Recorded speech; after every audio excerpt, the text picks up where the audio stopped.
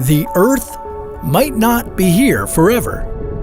A huge solar flare, an asteroid impact, or a local gamma ray burst, anything could wipe us out for good. If we're looking for some place to escape to, there is one planet in our solar system that's somewhat similar to Earth, though we don't know much about it. No, it's not Mars. It's Venus. Not only are Earth and Venus about the same size, they both have identical interiors with partially liquid cores, mantles, and crusts. Yet Venus happens to be the most hostile terrestrial planet in the solar system. But what if I told you that you could explore this hot planet without ever setting foot on it? Venus isn't a place you'd want to land on. Thanks to its dense atmosphere and turtle-like rotation, the surface temperature of Venus stays at 462 degrees. The planet's atmospheric pressure is 92 times greater than Earth's. Because of such high pressure, anything entering the atmosphere of Venus gets immediately crushed before it reaches the planet's volcanic surface.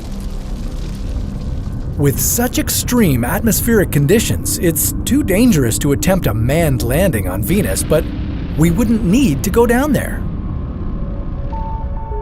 Above the dense layer of clouds, Venus isn't that bad. The atmospheric pressure is similar to Earth's, the gravity is slightly lower, and the temperature reaches 75 degrees. Although that's a little hot, it's still workable.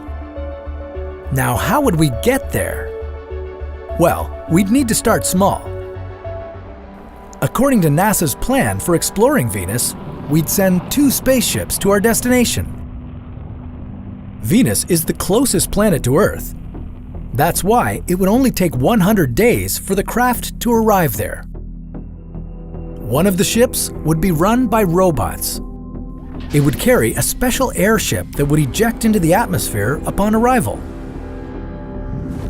This airship would start to inflate itself with helium. And since helium is lighter than air, the airship would float, orbiting about 52 kilometers above the planet. The second spaceship would have a crew of 2 people. It would link up with the airship orbiting Venus. The crew would have 30 days to make all the environmental assessments. After that, they'd detach from the airship and start making their way back to Earth.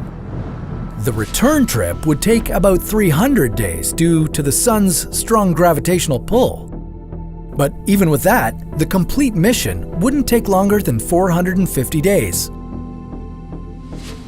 After analyzing the information from the first mission, we'd begin to plan our next trip to Venus.